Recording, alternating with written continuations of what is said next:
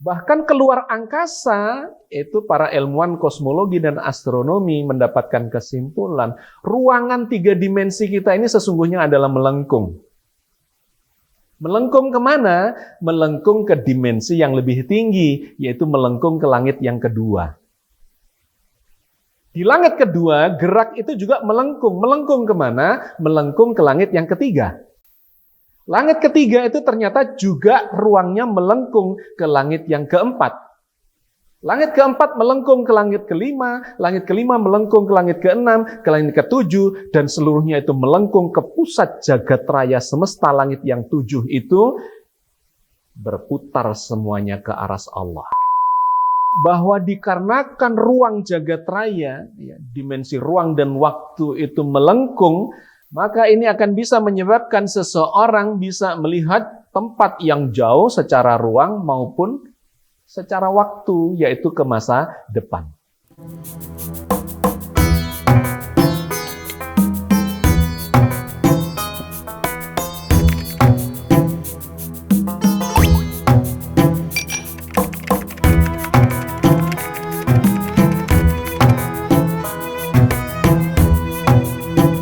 Assalamualaikum warahmatullahi wabarakatuh. Alhamdulillah, wassalatu wassalamu ala rasulillah, la haula wa la quwata illa billah. Sahabat cangkir tasawuf, alhamdulillah kita masih diberi kesempatan oleh Allah untuk melanjutkan mengkaji hikmah-hikmah dari dalam kitab suci, kitab Al-Quran Al-Karim, yang menjadi petunjuk bagi manusia, menjadi petunjuk bagi orang-orang beriman, dan apalagi orang-orang yang bertakwa. Mudah-mudahan seluruh rangkaian kegiatan aktivitas kita di dalam menggali dan mengeksplorasi hikmah-hikmah Al-Quran Al-Karim ini mendapatkan ridho dari Allah, sehingga kita dibimbingnya terus di atas jalan yang lurus sampai akhir hayat kita. Amin. Sahabat sekalian, kita lanjutkan kajian kita tentang fenomena jagat raya terkait dengan kisah Isra dan Mi'raj Rasulullah yang luar biasa dahsyat itu. Sungguh luar biasa dan banyak sekali hikmah-hikmah yang terkandung di dalam peristiwa itu. Dan ini diinformasikan di dalam ayat-ayat Al-Quran, ayat-ayat mutasyabihat yang membutuhkan kajian-kajian yang sangat mendalam dengan memanfaatkan perkembangan ilmu pengetahuan, sains dan teknologi yang mutakhir. Karena itu tidak heran jika sebagian dari kita mungkin tidak bisa atau belum bisa mengikuti kajian-kajian ini, dikarenakan di kalangan ilmuwan pun kajian-kajian ini masih sangat hangat dibicarakan, didiskusikan, dan membutuhkan pembuktian-pembuktian yang lebih lanjut. Tetapi menariknya Al-Quran sudah memberikan clue, arahan tentang kajian-kajian itu, dan kayaknya arah dari perkembangan sains dan teknologi itu akan memberikan penegasan terhadap informasi-informasi di dalam Al-Quran terkait dengan fenomena jagat raya. Dalam kesempatan kali ini, saya ingin melanjutkan kajian kita tentang ruang dan waktu. Kita sudah membahas betapa dahsyat dan luasnya, begitu besarnya, tanpa batasnya, atau tak berhingga rasanya ketika kita mengamati jagat raya.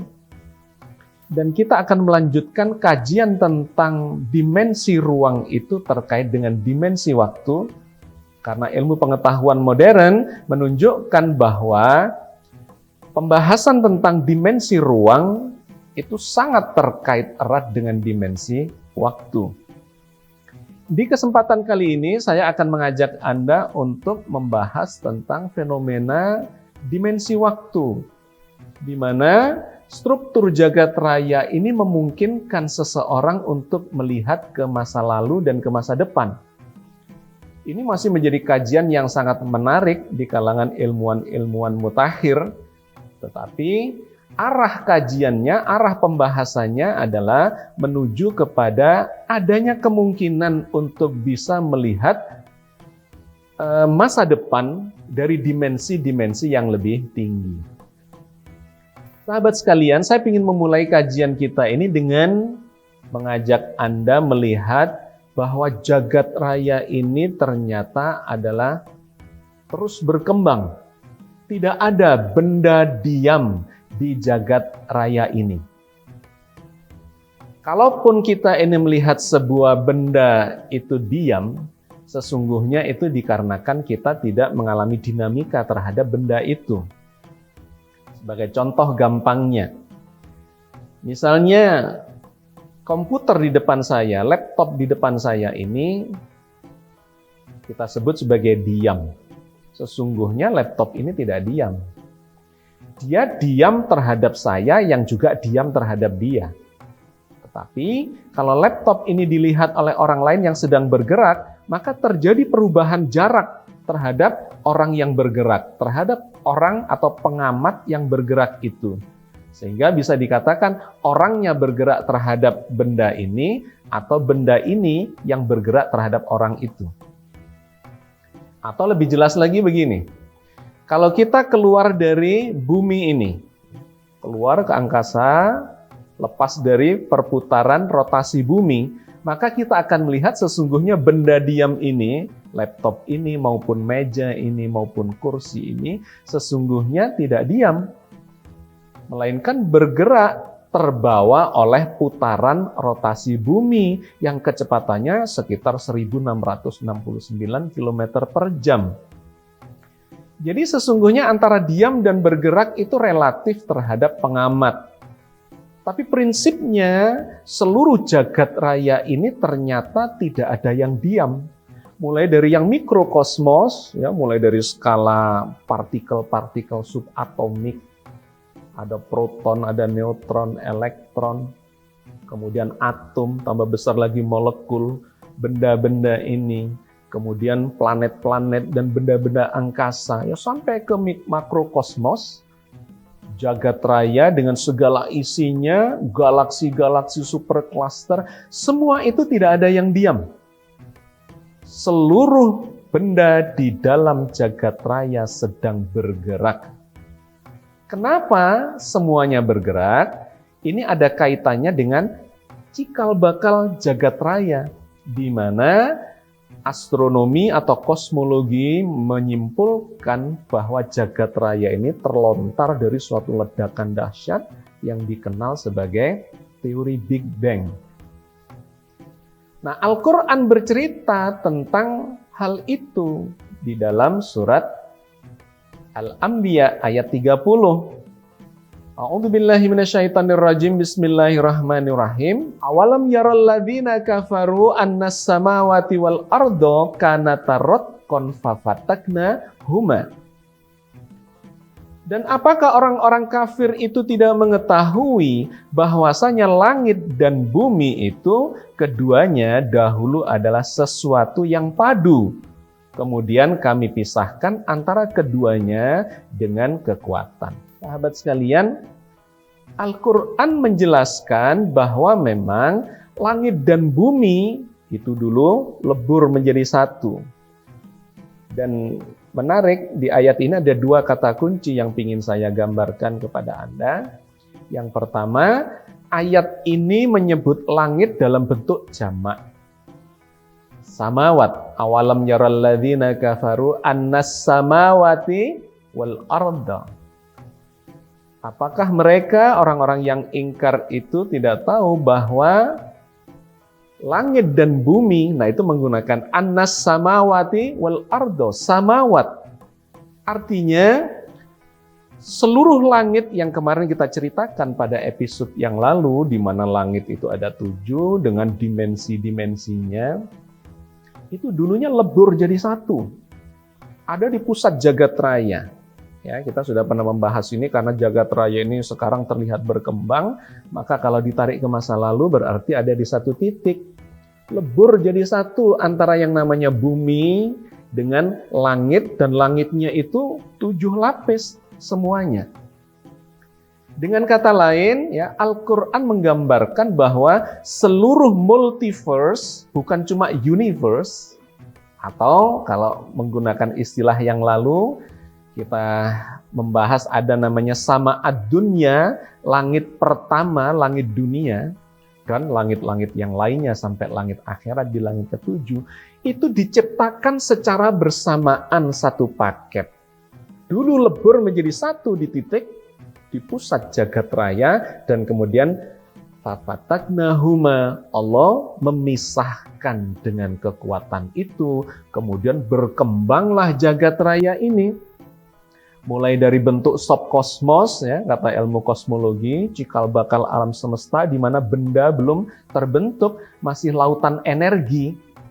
Kemudian mendingin, dari mendingin itu mulailah menggumpal-gumpal, terbentuklah partikel-partikel yang paling kecil. Ada quark, ya, kemudian membentuk jadi proton, neutron, ya, kemudian ada elektron, kemudian terbentuklah atom, molekul, benda-benda, terbentuklah planet, terbentuklah tata surya, galaksi, sampai supercluster, dan seluruh jagat raya, langit yang 7. Karena ayat ini mengatakan annas samawati wal arda. Jadi langitnya itu adalah berlapis-lapis, semuanya satu paket, diciptakan secara bersamaan, dipisahkan dengan kekuatan. Maka terjadilah ledakan kalau dalam konsep atau dalam teori kosmologi yang disebut sebagai Big Bang itu. Nah, gaya lontar inilah yang menyebabkan seluruh benda di jagat raya itu mengalami pergerakan. Tidak ada benda diam karena seluruh benda di jagat raya ini sedang terlontar dengan kecepatan yang luar biasa. Yang semakin jauh itu semakin cepat lontarannya atau kecepatannya.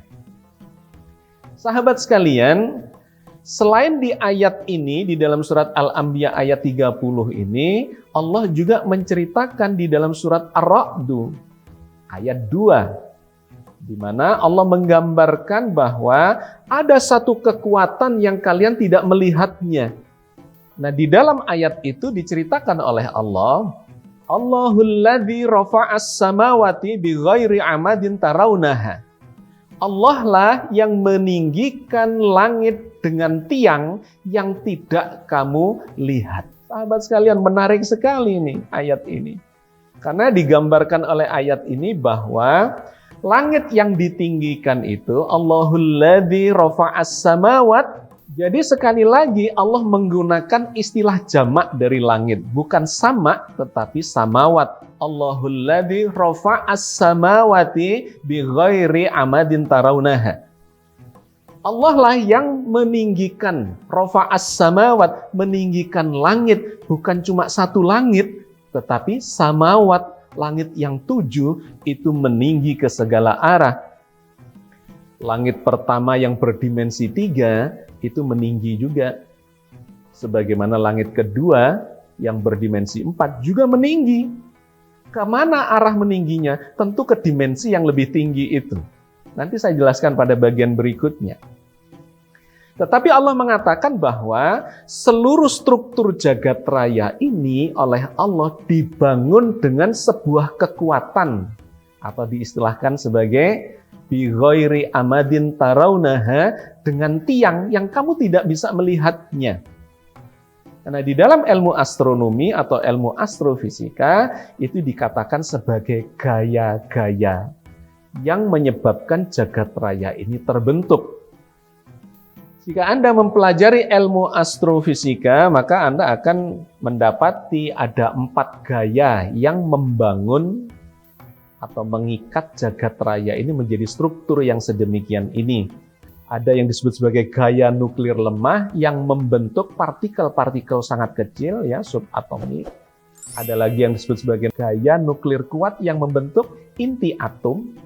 Kemudian ada gaya elektromagnetik yang membentuk atom dan molekul dan benda-benda yang lebih besar.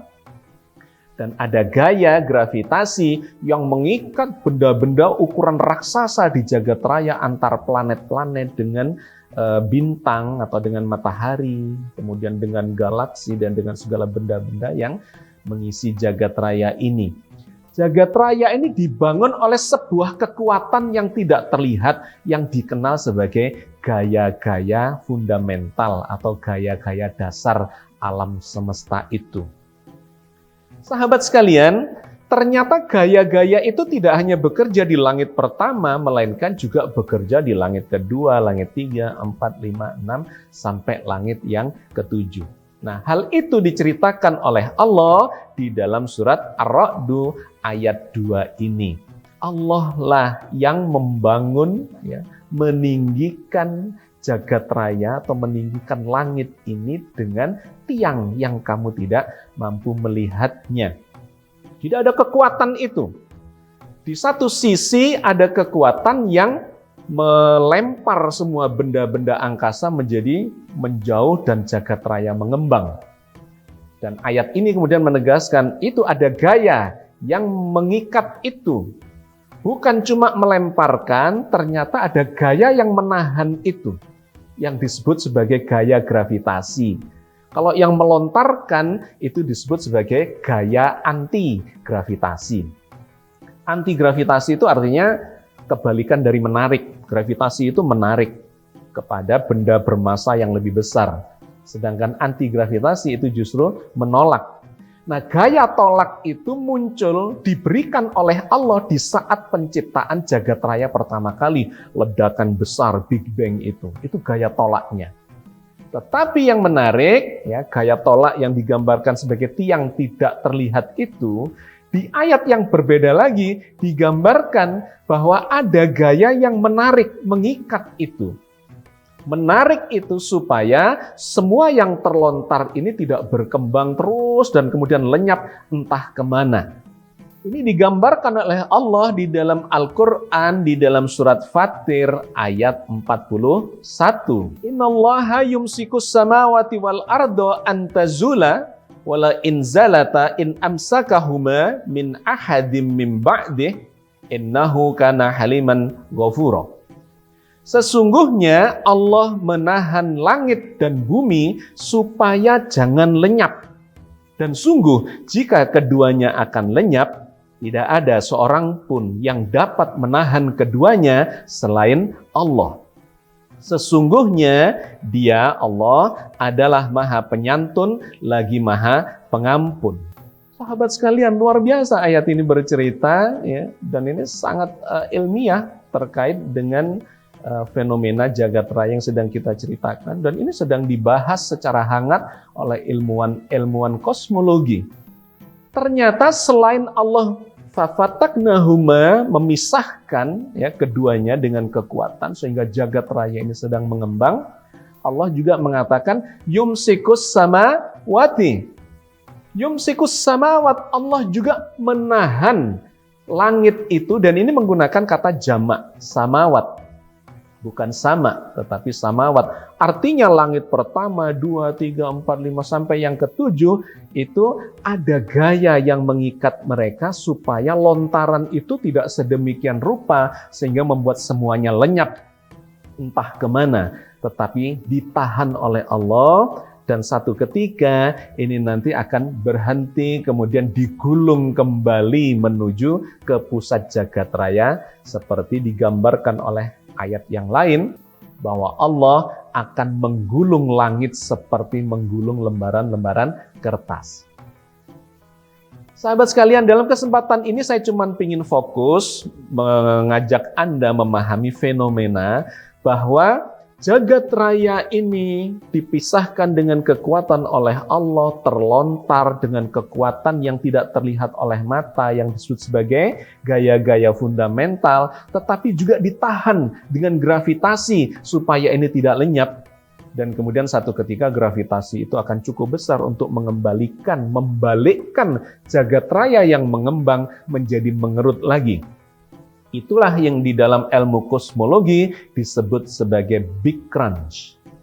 Runtuhnya jagat raya, runtuhnya alam semesta. Jadi ada Big Bang, meledak, mengembang, ada Big Crunch, runtuh atau mengerut, untuk runtuh kemudian di satu titik di pusat jagat raya semesta. Itulah yang di dalam Al-Quran dan sudah kita jelaskan dalam episode yang lain sebagai kiamat yang kedua, yaitu runtuhnya jagat raya. Oke, sahabat sekalian, jadi poin pentingnya jagat raya ini sedang mengembang dan seluruh isinya sedang bergerak, Tidak ada benda diam di jagat raya ini. Nah, selanjutnya yang menarik dari pergerakan benda-benda di jagat raya, semua pergerakan itu ternyata bergerak melengkung. Semuanya bergerak melengkung, tidak ada gerak lurus itu. Sesuatu yang kelihatan bergerak lurus itu sesungguhnya adalah gerak melengkung. Jadi kalau ada mobil bergerak di jalan tol misalnya kelihatan lurus, sebetulnya jalan tol itu bagian dari bumi yang bentuknya melengkung. Ya, jadi kalau kita mengambil jarak cukup jauh ke angkasa, maka kita akan melihat jalan di permukaan bumi yang kelihatan datar itu sesungguhnya adalah bagian potongan dari sebuah kurva yang melengkung, permukaan bumi yang melengkung. Nah, ternyata gerak melengkung ini dimulai dari mikrokosmos sampai makrokosmos. Mulai dari perputaran elektron-elektron ya yang bergerak melingkar semua. Ya, kemudian menjadi yang lebih besar lagi, gerak-gerak melengkung di permukaan bumi. Pesawat pun ketika kelihatan bergerak lurus, sesungguhnya dia sedang bergerak memutari bumi. Bahkan keluar angkasa, itu para ilmuwan kosmologi dan astronomi mendapatkan kesimpulan, ruangan 3 dimensi kita ini sesungguhnya adalah melengkung. Melengkung kemana? Melengkung ke dimensi yang lebih tinggi, yaitu melengkung ke langit yang kedua. Di langit kedua, gerak itu juga melengkung. Melengkung kemana? Melengkung ke langit yang ketiga. Langit ketiga itu ternyata juga ruangnya melengkung ke langit yang keempat. Langit keempat melengkung ke langit kelima melengkung ke langit keenam, ke langit ketujuh, dan seluruhnya itu melengkung ke pusat jagat raya semesta. Langit yang 7 itu berputar semuanya ke arah Allah. Jadi sesungguhnya gerak berputar di jagat raya itu adalah gerak fundamental dari seluruh benda-benda pengisi jagat raya ini. Subhanallah. Kenapa bisa demikian? Apakah bisa dijelaskan secara ilmu pengetahuan, secara saintifik? Ternyata ilmu pengetahuan mengatakan memang demikianlah adanya. Itu disebabkan oleh gaya yang disebut sebagai gravitasi itu. Gravitasi adalah gaya tarik yang menarik semua benda yang melintas di dekatnya. Dikarenakan tarikan itu, maka benda ini akan bergerak melengkung. Bergerak melengkung ke pusatnya. Seperti tata surya, yang semua planetnya bergerak melengkung, berputar mengitari pusat tata surya itu. Atau seperti galaksi Bima Sakti atau galaksi yang lain, di mana seluruh bintang-bintang dan tata surya itu berputar mengitari pusat galaksi.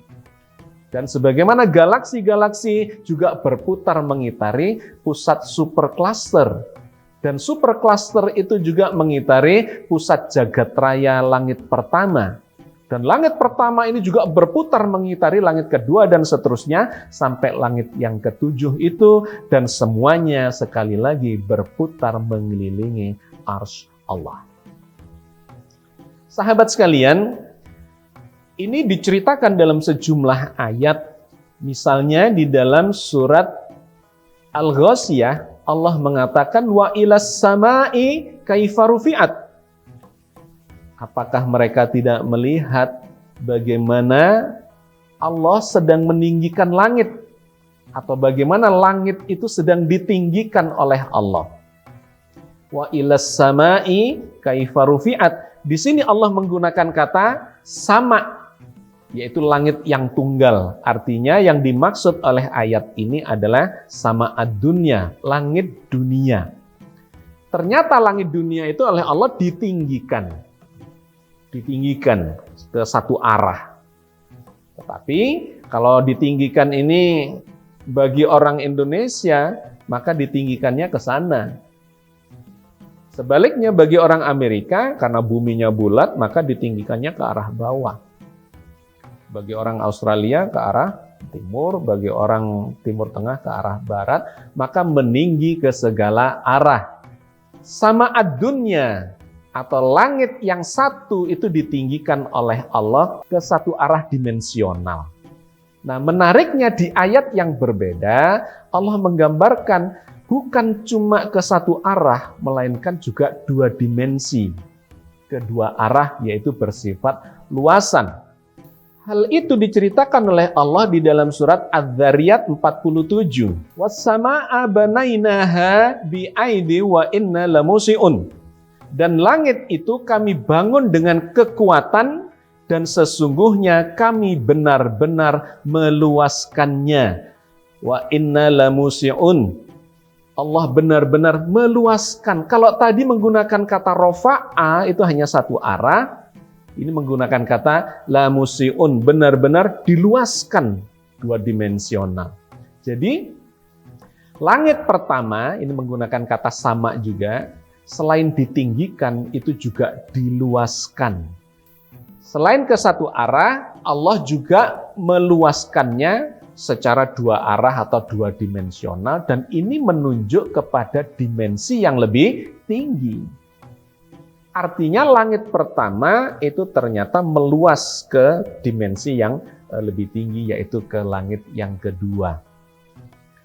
Nah, sahabat sekalian, saya ingin menggambarkan kepada Anda bahwa suatu dimensi itu hanya bisa melengkung ke dimensi yang lebih tinggi. Kalau saya membuat garis satu dimensi, kemudian ini kita lengkungkan, maka dia berarti masuk ke dimensi yang lebih tinggi, yaitu dimensi 2. Karena tidak mungkin satu garis itu bisa kita lengkungkan kalau tidak ada dimensi yang lebih tinggi. Jadi satu dimensi itu akan melengkung, membentuk lingkaran misalnya, ke dimensi yang lebih tinggi, yaitu dimensi 2. Sedangkan dimensi 2 berupa lingkaran, ya, lingkaran itu selain punya keliling, punya luasan, luas lingkaran. Luas lingkaran itu ukurannya adalah meter pangkat 2 atau meter kuadrat atau meter persegi, yang menunjukkan dia berdimensi 2. Sedangkan garis hanya meter saja, pangkat 1. Keliling itu pangkat 1 atau dimensi 1, tapi dia melengkung ke dimensi 2 sehingga punya luasan yang diukur dengan meter pangkat 2, yaitu dimensi kedua. Nah, kalau lembaran luasan yang berbentuk lingkaran itu kita tekuk lagi, melengkung, maka dia akan melengkung ke dimensi 3, sehingga membentuk bola. Ya, sebuah luasan kalau kita tekuk, maka dia akan melengkung ke ruang yang berdimensi 3, membentuk bola. Nah, Anda perhatikan ini, sebuah garis supaya dia melengkung, dia akan membentuk lengkungan ke arah dimensi 2, dan di tengahnya ada pusat lingkaran, sehingga lingkaran itu bisa berputar. Artinya berputar itu pasti ke dimensi yang lebih tinggi. Dimensi 1 berputar ke dimensi 2. Nah, kalau luasan itu kita tekuk lagi, kita lengkungkan, maka menjadi bola. Di mana pusat bola itu ada di dalam volumenya, di tengah-tengah bola itu, sehingga bola itu bisa berputar di pusatnya itu. Maka luasan permukaan bola berputar ke dimensi yang lebih tinggi di pusat volume bola itu. Jadi ini menggambarkan kepada kita bahwa kenapa gerak lengkung itu sesungguhnya menuju ke dimensi yang lebih tinggi, langit pertama ke langit kedua, langit 3, dan seterusnya sampai langit yang ke-7, dan semuanya tidak berhingga berputar-putar di aras Allah. Oke, sahabat sekalian, di bagian yang terakhir ini, saya ingin menunjukkan kepada Anda bahwa dikarenakan ruang jagat raya, ya, dimensi ruang dan waktu itu melengkung, maka ini akan bisa menyebabkan seseorang bisa melihat tempat yang jauh secara ruang maupun secara waktu, yaitu ke masa depan. Bayangkanlah ketika kita punya sebuah bola kaca, dan di bola kaca itu kita gambar sebuah titik A di bagian kanan, dan kemudian di permukaan kirinya kita kasih titik B. Maka permukaan bola itu adalah ruang berdimensi 2. Sedangkan kedalaman bola, tengahnya bola, itu adalah ruang berdimensi 3. Nah, dikarenakan ruang yang melengkung inilah, maka seseorang yang berada di titik A itu akan bisa melihat titik B dengan memanfaatkan ruangan yang ada di tengah bola itu.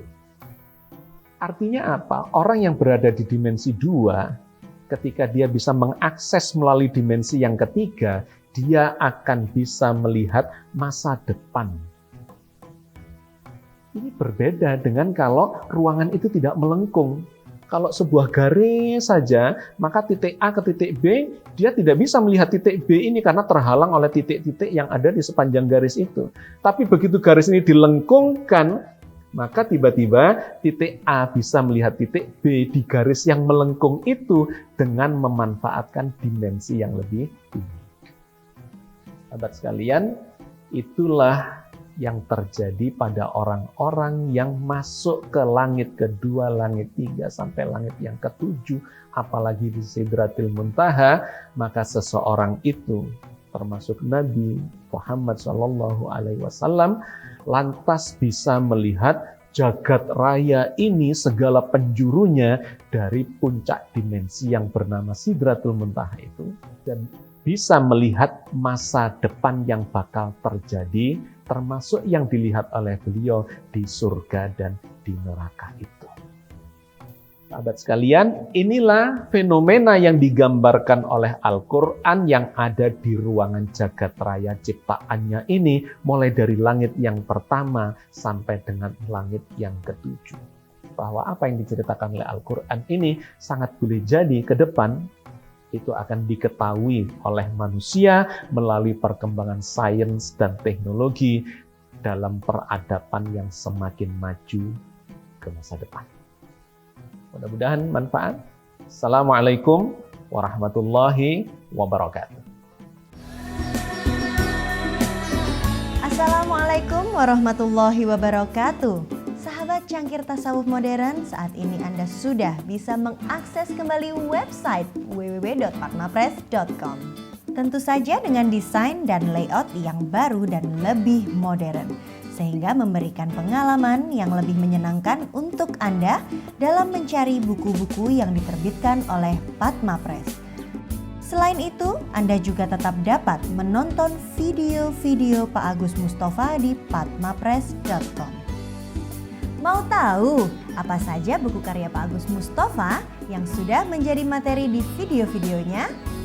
Mampir yuk ke www.patmapress.com.